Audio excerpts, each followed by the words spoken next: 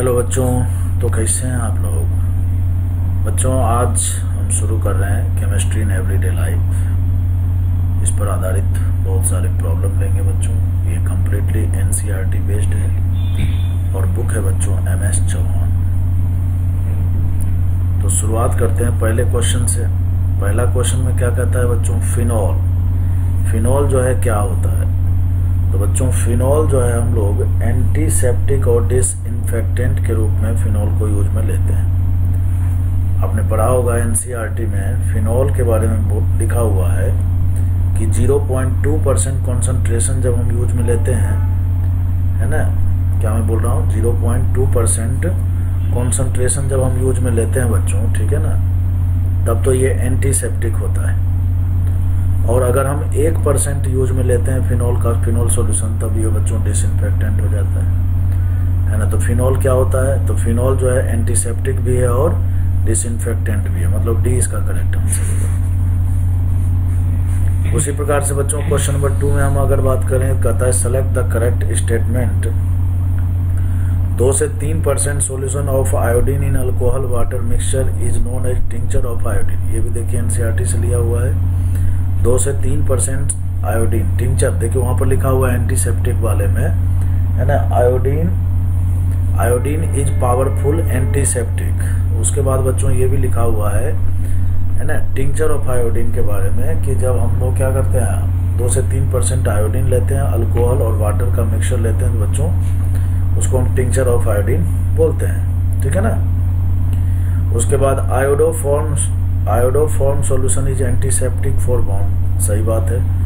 Boric acid जब low concentration में लेते हैं बच्चों, बोरिक एसिड का जब लो कॉन्सेंट्रेशन लेते हैं तो ये आई के लिए एंटीसेप्टिक का काम करता है, ये भी बात सही है। तो कुल मिलाकर इसका डी ऑप्शन जो है बच्चों वो क्या है, करेक्ट है ना। अब हम बात करेंगे बच्चों क्वेश्चन नंबर 3 के बारे में।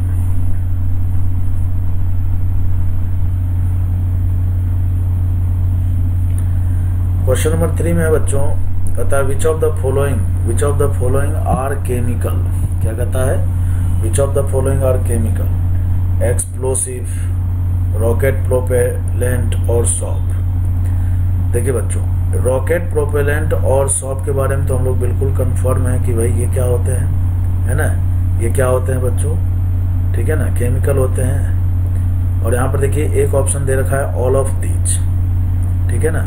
तो ये जो एक्सप्लोसिव है बच्चों, ठीक है ना, एक्सप्लोसिव मतलब यह है कि ये बोल रहा है कि जिसको हम बॉम्ब बनाने में यूज में लेते हैं, ठीक है ना, कुछ भी इवन देन के जैसे बच्चों हाइड्रोकार्बन हो गया, हाइड्रोकार्बन में जैसे मान लीजिए ब्यूटेन हो गया, CNG हो गया, LPG हो गया, ये सब क्या है बच्चों, एक्सप्लोसिव नेचर के ही तो होते हैं। तो ये सब के सब क्या है, केमिकल्स ही तो है ना।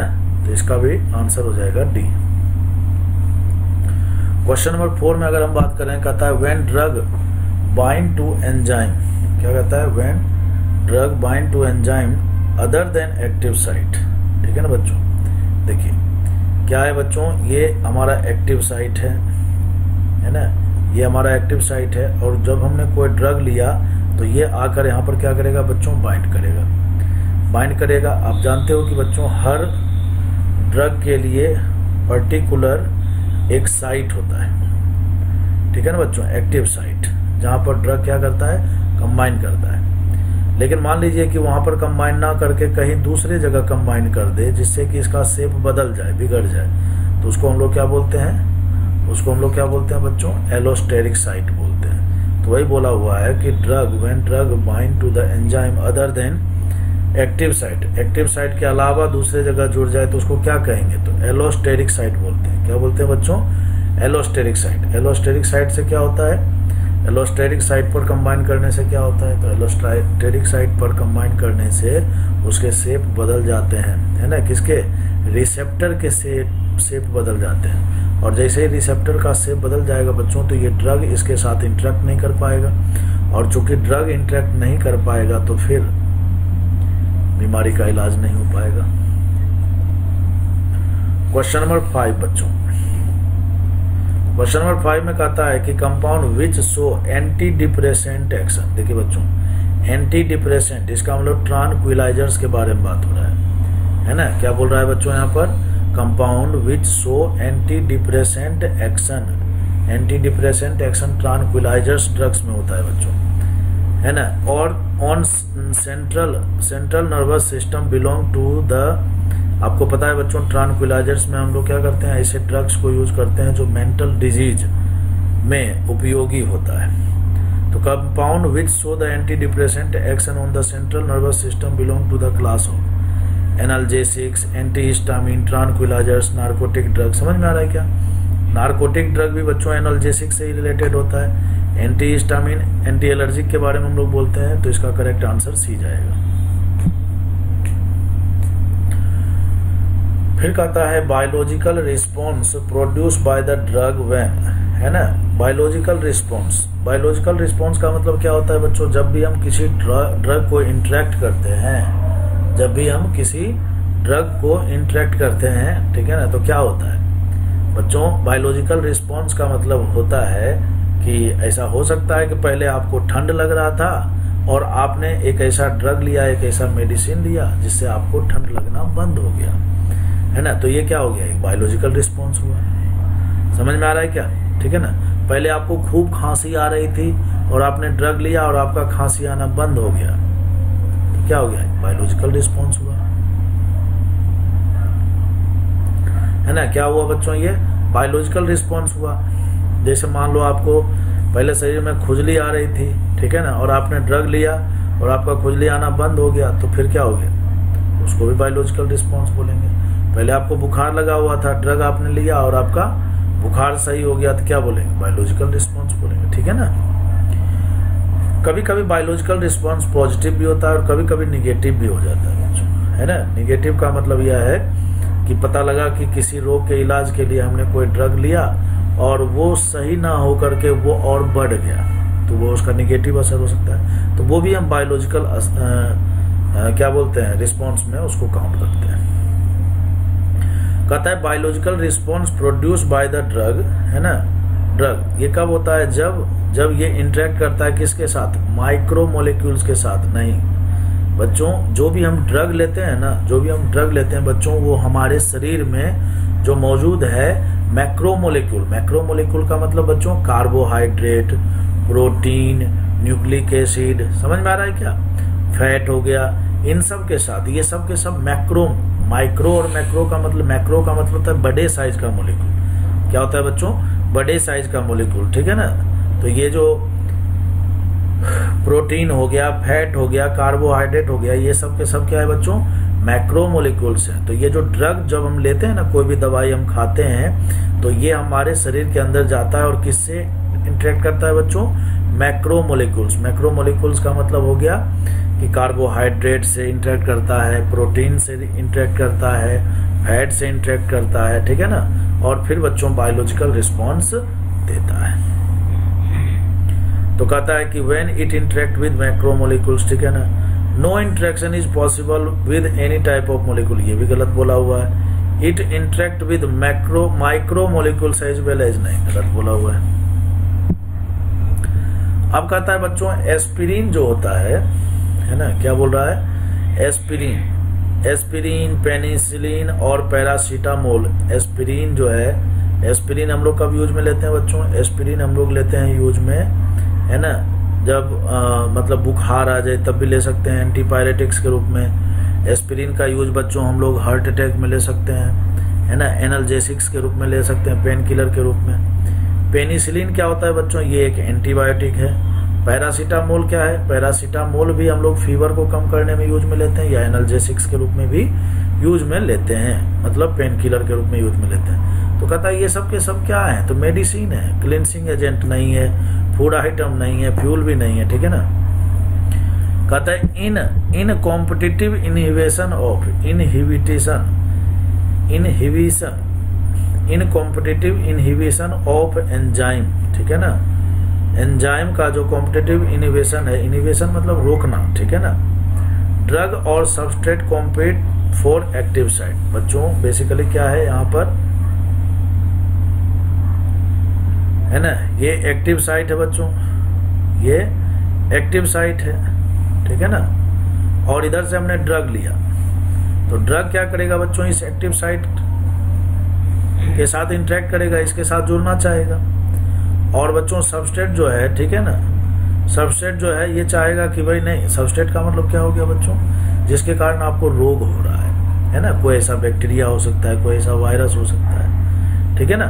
तो ये ड्रग क्या करता है, इस एक्टिव साइट में आकर यहाँ पर जो है इसके साथ इंटरेक्ट करता है। अगर वो उसके साथ इंटरेक्ट करेगा, भाई ड्रग का काम क्या होता है, ड्रग का काम होता है कि वायरस को खत्म करे, और वायरस का काम क्या होता है कि बॉडी को खत्म करे। समझ गए बात को। यहाँ पर सबस्ट्रेट से रिलेटेड वही है, बैक्टीरिया, वायरस, जिसके कारण भी हमें प्रॉब्लम हो रहा है। तो वही कहता है कि इन कॉम्पिटिटिव इनहिबिशन ऑफ एंजाइम जो है, ड्रग और substrate compete for active site. ये बात बिल्कुल सही लिखा हुआ है।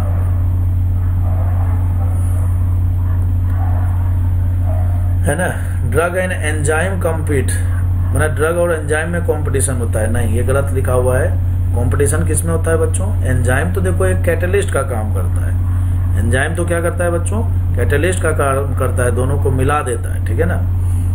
बाकी कंपटीशन किसके बीच में होता है, ड्रग और सबस्ट्रेट के बीच में होता है। खैर, क्वेश्चन नंबर 9 बच्चों, what is the tincture of iodine. फिर से वही क्वेश्चन पूछ लिया, एनसीईआरटी से डायरेक्ट लिया हुआ है। 2 से 3% ऑफ आयोडीन अल्कोहल वाटर का जो मिक्सचर होता है, इसको हम लोग टिंचर ऑफ आयोडीन बोलते हैं। इसको आपको डायरेक्ट याद रखना चाहिए। A mixture of iodine in chloroxylenol, गलत। फिर मिक्सचर ऑफ 0.2% फिनॉल और 2 से 3% आयोडीन, ये भी गलत बच्चों। फिर उसके बाद 2 से 3 सॉल्यूशन ऑफ आयोडीन, ये भी गलत है, तो कुछ और भी लिख दिया है, ठीक है ना। तो इसका करेक्ट आंसर होगा बच्चों ए। फिर कहता है consider the following statement, drugs are the chemical of low molecular mass. बात सही है, और एनसीईआरटी के अकॉर्डिंग जो है बच्चों, उसका मोलेकुलर मास जो लो है वो भी बताया हुआ है, 100 से लेकर 500 यूनिट होते हैं। देखिए बच्चों, पॉलीमर्स के बारे में लिखा हुआ है कि ये होते हैं मैक्रो मोलिक्यूल्स होते हैं। पॉलीमर्स के बारे में क्या लिखा हुआ है, मैक्रो मोलिक्यूल्स होते हैं, और उनका जो मोलेकुलर मास होता है वो 10⁻³ से लेकर 10⁻7 यूनिट होता है, ठीक है ना। जबकि ड्रग जो होते हैं वो क्या होते हैं बच्चों,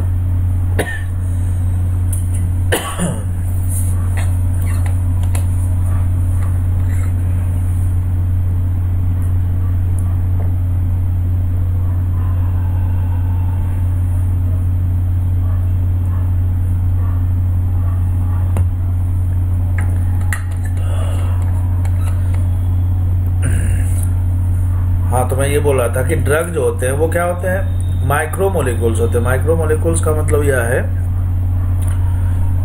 कि छोटे मोलिक्यूल्स होते हैं, तो इनका मोलिकुलर मास भी क्या होगा, बहुत कम होता है, 100 से लेकर 500 यूनिट होता है, ठीक है ना। तो ये जो पहला स्टेटमेंट है बच्चों, ये सही है, ठीक है ना। फिर कहता है chemicals use for the therapeutic effect is called chemotherapy. ये भी एनसीईआरटी का ही लाइन है। बेसिकली आपसे केमोथेरेपी का डेफिनेशन पूछा है। केमोथेरेपी देखिए 2 वर्ड से मिलकर बना हुआ है बच्चों, केमिकल प्लस थेरेपी।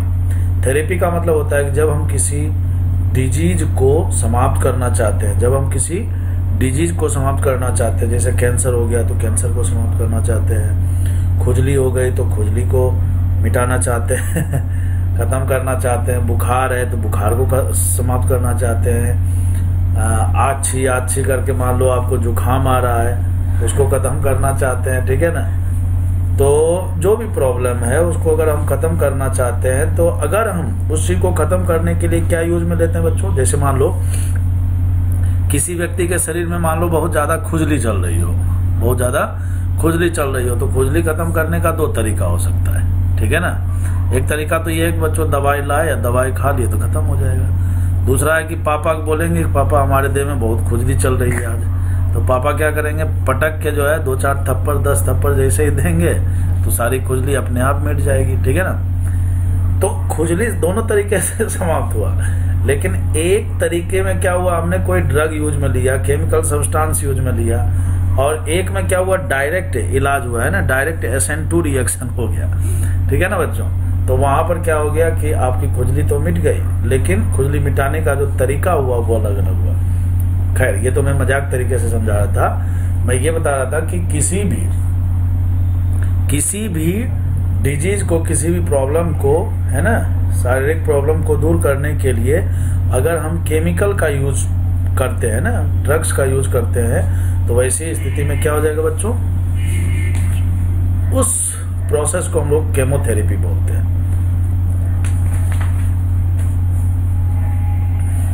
फिर कहता है बच्चों एनाल्जेसिक्स। एनाल्जेसिक्स क्या होते हैं? पेन किलर होते हैं।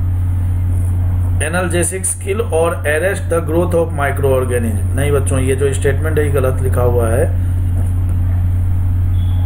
ये बेसिकली एंटीबायोटिक के लिए तो सही है। एंटीबायोटिक का काम क्या होता है? ये माइक्रो ऑर्गेनिज्म। माइक्रो ऑर्गेनिज्म का मतलब क्या होता है बच्चों? माइक्रो ऑर्गेनिज्म का मतलब होता है बैक्टीरिया, है ना, बैक्टीरिया हो गया, वायरस हो गया, फंगस हो गया, ये सब, इन सब चीजों को क्या करता है बच्चों? ये खत्म करता है, ठीक है ना। कौन? एंटीबायोटिक या एंटीसेप्टिक या डिसइंफेक्टेंट। यहाँ एनाल्जेसिक्स के बारे में लिखा हुआ है, तो ये बच्चों गलत स्टेटमेंट। अब कहता है इनकरेक्ट स्टेटमेंट क्या है बच्चों? हम देखो यहाँ पर जल्दबाजी भी होती है बहुत बार। पहला और दूसरा सही है, तो एक ऑप्शन 1 और 2 दे रखा है ना। अगर आपने क्वेश्चन जल्दी अच्छा से नहीं पढ़ा तो आप गलत कर दोगे इस क्वेश्चन को आते हुए भी। इनकरेक्ट स्टेटमेंट पूछा है बच्चों, तो सी हो जाएगा आंसर। अब हम बात करेंगे बच्चों क्वेश्चन नंबर 11 के बारे में। किसके बारे में बात करेंगे? क्वेश्चन नंबर 11 के बारे में बात करेंगे, ठीक है ना। चलिए बहुत बढ़िया, बात कर लेते हैं बच्चों। कहता है फॉलोइंग फिगर, एक फिगर दिया हुआ है, रिप्रेजेंट द स्ट्रक्चर। देखो बच्चों, आप इसको देखो, इसको, ये बच्चों सल्फोनामाइड। क्या है? सल्फोनामाइड। बच्चों यहाँ पर देखो S डबल बॉन्ड O है, और यहाँ पर बच्चों ये एमाइड है। क्या है बच्चों? ये एमाइड है, और एमाइड है किसका? सल्फ्यूरिक एसिड का है बच्चों, है ना, सल्फोनिक एसिड का है। किसका है? बेंजीन से जुड़ा हुआ है बच्चों, तो ये सल्फोनिक एसिड का है, बेंजीन सल्फोनिक एसिड है, उसका एमाइड है। तो बेसिकली ये क्या है बच्चों? एक सल्फोनामाइड है। आपने पढ़ा होगा सल्फा ड्रग्स के बारे में एंटीबायोटिक में, ठीक है ना। एंटीबायोटिक में सल्फा ड्रग्स के बारे में पढ़ा होगा।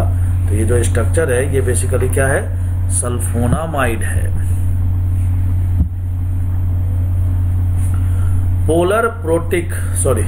पोलर मोलिक्यूल जो है across the cell membrane are carried by. ये तो बच्चों आपको डायरेक्ट याद रखना पड़ेगा कि पोलर मोलिक्यूल जो होते हैं अक्रॉस द सेल मेम्ब्रेन, है ना, किसके द्वारा लाए जाते हैं? तो बच्चों कैरियर प्रोटीन के द्वारा। देखो क्या लिखा हुआ है, tabular protein, inhibitory protein, carrier का ये होगा, बी होगा इसका answer. Polar molecule across the cell membrane, किसके, है ना, सेल मेम्ब्रेन के पास जो पोलर मोलिक्यूल होते हैं वो किसके द्वारा लाए जाते हैं? तो प्रोटीन के द्वारा लाए जाते हैं बच्चों। ये जो एंजाइम होते हैं वो क्या होते हैं? प्रोटीन ही तो होते हैं बच्चों। Question number 13, which of the following is not anti depressant drug. बच्चों एंटी डिप्रेसेंट बेसिकली ये ट्रांक्विलाइजर्स के बारे में बात कर रहा है। किसके बारे में बात कर रहा है बच्चों? ट्रांक्विलाइजर्स के बारे में बात कर रहा है। आपको पता है ट्रांक्विलाइजर्स क्या है? एक ऐसा केमिकल सब्सटेंस है। ट्रांक्विलाइजर्स क्या होते हैं बच्चों? एक ऐसा ट्रांक्विलाइजर्स क्या होता है? एक ऐसा केमिकल सब्सटेंस है जो कि हम मेंटल प्रॉब्लम मतलब जैसे टेंशन हो गया आपको, है ना, बहुत ज्यादा, कोई आदमी को देखते होगे बहुत ज्यादा टेंशन लेता है, इतना ज्यादा टेंशन लेता है कि टेंशन लेते लेते डिप्रेशन में चला जाता है बच्चों। और तो टेंशन बहुत ज्यादा लेने से बच्चों हाइपर टेंशन का मतलब क्या हो गया? मिर्गी आने लग जाता है। जैसे मान लो बगल में चाकू रखा और कोई बगल में व्यक्ति बैठा हो, है ना, और बच्चों, है ना, कुछ ज्यादा ही टेंशन हो तो सारा टेंशन उसी के ऊपर उतरेगा, ठीक है ना। तो अगर कोई व्यक्ति डिप्रेशन में हो, हाइपर टेंशन में हो, तो उससे थोड़ा दूर रहेंगे बच्चों, ठीक है ना। तो कुल मिलाकर बात यह है कि मेंटल प्रॉब्लम में क्या क्या हो सकता है? मेंटल प्रॉब्लम में मिर्गी का दौरा आ सकता है, हाइपर टेंशन हो सकता है, टेंशन हो सकता है, डिप्रेशन हो सकता है ना।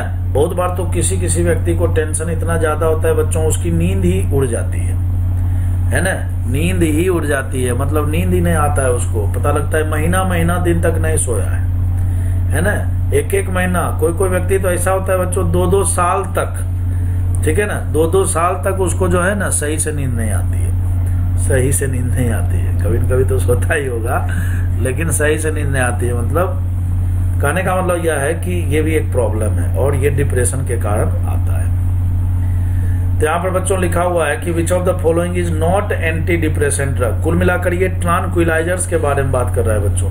देखो आइप्रोनियाजिड जो है बच्चों एक क्या है, ट्रांक्विलाइजर्स है। फिनेल्जिन भी ट्रांक्विलाइजर्स है, इक्वानिल भी ट्रांक्विलाइजर्स है बच्चों। ये जो साल्वर्सन है ना, ये है बच्चों एंटीबायोटिक। साल्वर्सन आपको याद आ रहा होगा, आर्सफेनामिन साइफिल्स नाम की एक बीमारी आई थी मार्केट में, ठीक है ना, इस दुनिया में। तो उसको समाप्त करने के लिए जो सबसे पहला ड्रग बनाया गया था एंटीबायोटिक, उसको हम लोग क्या बोलते हैं बच्चों? उसको हम लोग बोलते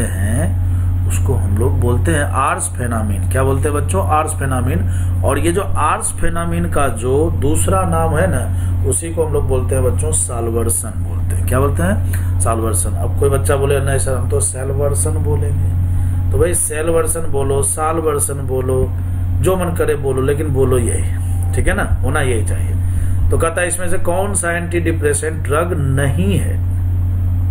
इसका मतलब यह है कि ट्रांक्विलाइजर्स नहीं है। तो बच्चों ये हो गया, एंटीबायोटिक है।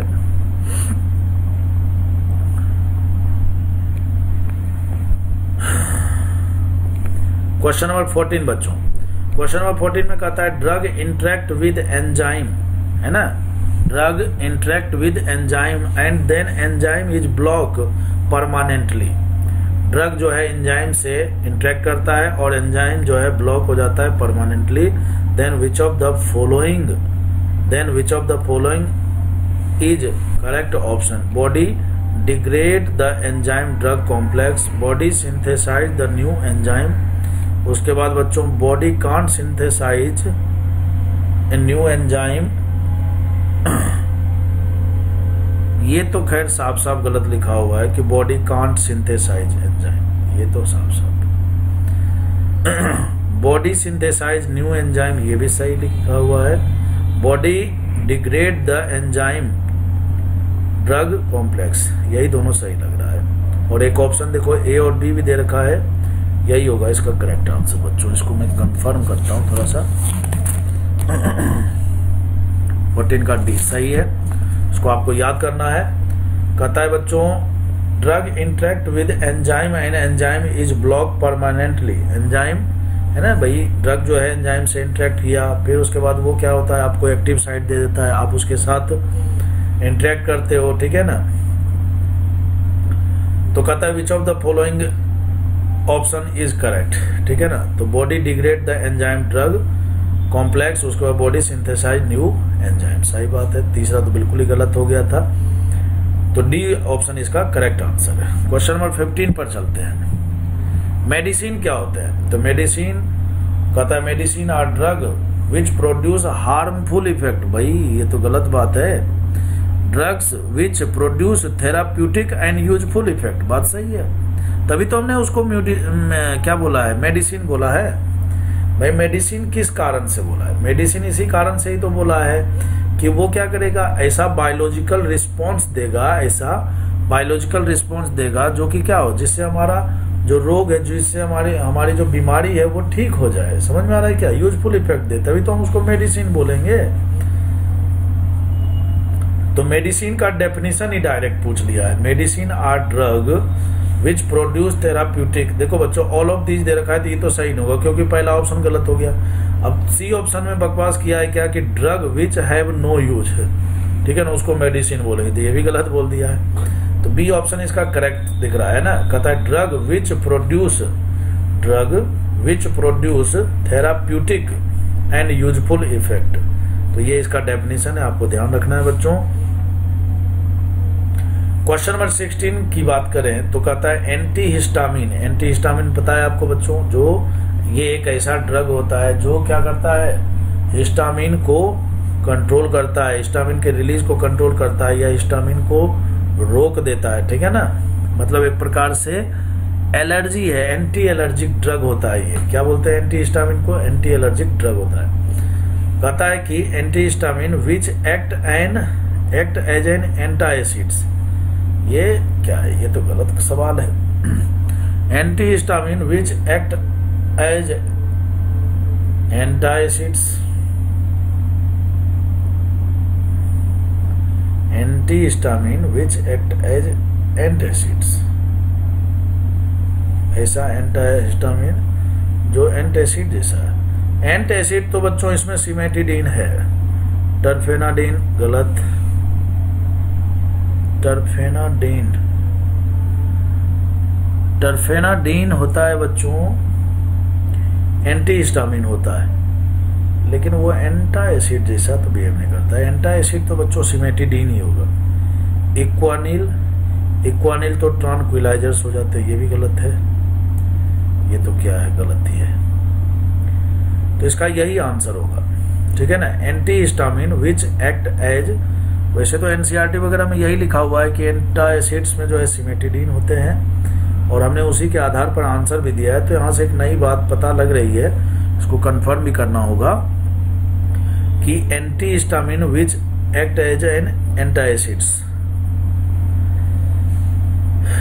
सिमेटिडीन जो है एंटीहिस्टामिन तो नहीं है, ठीक है ना।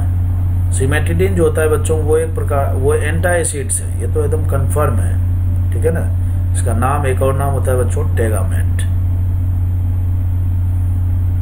हमको तो इसमें कुछ प्रॉब्लम दिख रहा है, बाकी इसको आप जरूर एनसीईआरटी से एक बार और कंफर्म कीजिएगा बच्चों, ठीक है ना, कि कहीं सिमेटिडीन के बारे में ये चीज लिखा हुआ तो नहीं है, मुझे तो नहीं लगता है।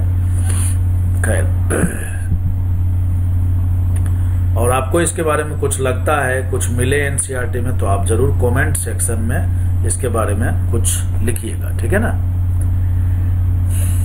देखिए बच्चों, question number 17, which of the following is not true about the drug receptor.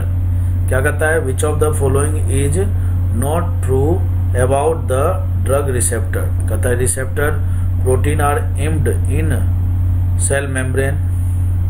फिर कहता है रिसेप्टर, तो ये सही है statement. The chemical known as the chemical messenger, सही बात है। Are received at the binding site of receptor, ये भी सही है बच्चों, एनसीईआरटी का लाइन है। फिर कहता है receptor show the selectivity of one chemical messenger over the, सही बात है। बहुत अलग अलग ड्रग के लिए अलग अलग रिसेप्टर होते हैं, तो वही बोलता है सेलेक्टिविटी। सेलेक्टिविटी मतलब एक पर्टिकुलर ड्रग जो है, भाई दुनिया में बहुत तरह के रिसेप्टर होंगे हमारे शरीर के अंदर, समझ में आ रहा है क्या, है ना। और फिर जब हम कोई ड्रग लेते हैं, उस ड्रग के लिए जो पर्टिकुलर रिसेप्टर होगा वो उसी से जाकर क्या करेगा, इंटरेक्ट करेगा, और वो पहुंचाएगा मैसेज कौन, मैसेंजर, केमिकल मैसेंजर, ठीक है ना। तो वही बोलता है सेलेक्टिविटी, जो रिसेप्टर होता है सो सेलेक्टिविटी, समझ में आ रहा है क्या। सेलेक्टिविटी का मतलब वो पर्टिकुलर 10 है, तो वो जिससे उसका फंक्शन मिलेगा वो उसी के साथ इंटरेक्ट करेगा। So selectivity for one chemical messenger over the other, तो ये भी सही है। Receptor protein is decomposed and, receptor protein is decomposed टूट जाना और destroy after the removal of chemical messenger, नहीं ये तो गलत बोला हुआ है बच्चों। रिसेप्टर प्रोटीन इज डीकम्पोज टूट जाता है and destroy after the removal of chemical messenger, नहीं। इसका करेक्ट आंसर जो है बच्चों ABC होगा, ठीक है ना। तो कहता है नॉट ट्रू स्टेटमेंट पूछा है बच्चों, तो D होगा इसका करेक्ट आंसर, है ना। इसका जो आंसर होगा वो क्या हो जाएगा बच्चों, D हो जाएगा। तो मैं उम्मीद करता हूं कि आपको इस वीडियो सॉल्यूशन के माध्यम से हेल्प मिल रहा होगा, ठीक है ना। ये जो बुक है बच्चों, मतलब ये जो चैप्टर है, ये कम्प्लीटली एनसीईआरटी बेस्ड है। इसमें आपको कहीं पर भी दिक्कत आता है, जैसे क्वेश्चन नंबर 16 में थोड़ा सा कंफ्यूजन हुआ, तो इसके लिए मैं भी एनसीईआरटी से एक बार संपर्क करूंगा, आपको भी करना चाहिए, ठीक है ना। तो आपको क्या है ना, कोई भी दिक्कत हो कहीं पर भी, तो आप क्या करो बच्चों, एनसीईआरटी को पढ़ो, ठीक है ना। इसके लिए जो रेफरेंस बुक है वो है एनसीईआरटी। तो इसके आगे का सॉल्यूशन लेकर फिर मिलते हैं हम लोग नेक्स्ट वीडियो में, ओके।